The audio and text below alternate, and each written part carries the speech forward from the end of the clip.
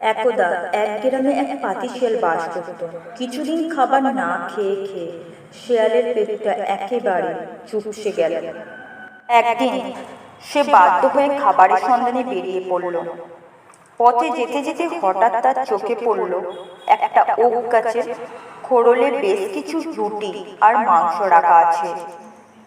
রাখাল বালকদের কেউ হয়তো পরে খাবে বলে রেখে দিয়েছে।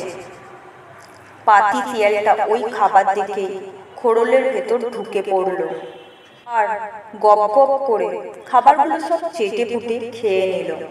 ফলে তার চোষানো পেটটা হয়ে উঠল দারুণ মোটা।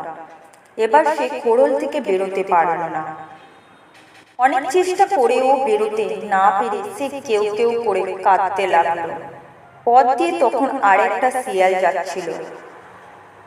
যেতে যেতে খোড়লে পড়া শিয়ালকে কেউ কেউ করে কাঁদতে দেখে বলল, কি হলো ভাই তোমার? তুমি কেউ কেউ করছো কেন? খোড়লে আটকে পড়া পাতি শিয়ালটা তখন তার মুশকিলের কথা তাকে খুলে বলল। তখন পথচারী শিয়ালটা বলল, ও তাই বুঝি? তাই একটু সবর করো, তোমার আবার আগেকার মতো শুকনো হয়ে যাবে। তখন অনায়াসে তুমি ওই খোড়ল থেকে বেরিয়ে আসতে পারবে। ধৈর্য ধরে থেকে সমস্যার সমাধান করতে হয়।